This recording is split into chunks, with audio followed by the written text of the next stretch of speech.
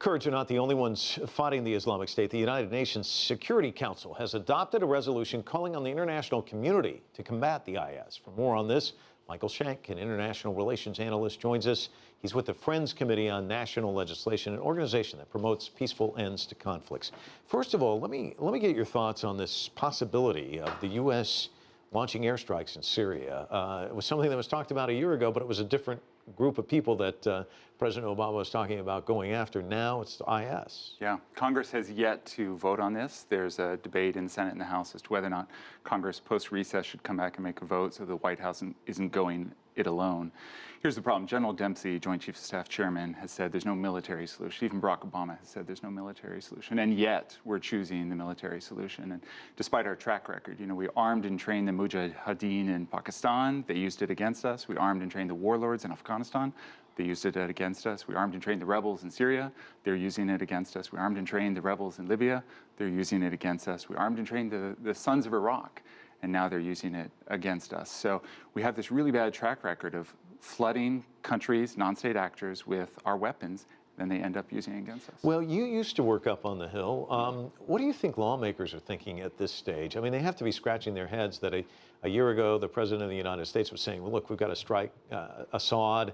And now, a year later, hey, maybe we got to go after these guys who are the opponents of Assad. Yeah. What does that say about the complexities of what's going on in terms of the civil war in Syria and Middle East foreign policy altogether? When we invaded Iraq, many members of Congress, and I watched this, didn't know the difference between a Sunni and Shia. So here we're invading Iraq in the early 2000s. We don't know the difference between Sunnis and Shias, let alone Kurds.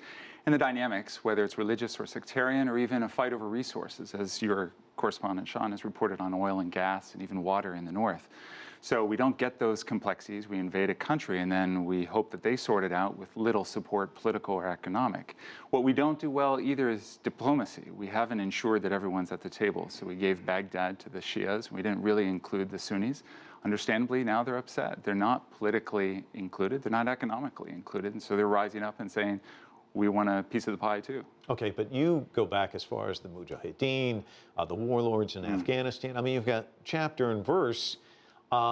Are the lawmakers, is the White House, are they getting the message? I mean, are they taking a step back, or do you think they're just kind of lunging forward again? We don't seem to have much of a political memory in America. It's maybe 3 months or 6 months, but we don't remember what happened 10 years ago, 20 years ago, let alone 60 years ago. The Iranians know full well when we dethroned their democratically elected Mossadegh leader for oil interests primarily. So we don't do a whole lot of pre-planning. We name the bad guy, we go after them, and let the local people clean up afterwards. And so we're leaving this kind of devastating wake throughout the Middle East with no kind of regional solution in place. Let me ask you a little bit about Syria, because I was looking at Al Monitor, this online news agency. They started reporting that starting on August 13, in less than a week, IS surprised rebels seizing control of 13 villages, now in a town just north of Aleppo. And they say basically the rebels now, instead of fighting Assad, they are fighting Assad's forces, but they're also fighting the IS, that there's a good chance that they could get wedged in between the IS on one side, the Assad forces on the other. What does this say about this civil war, and where does it go?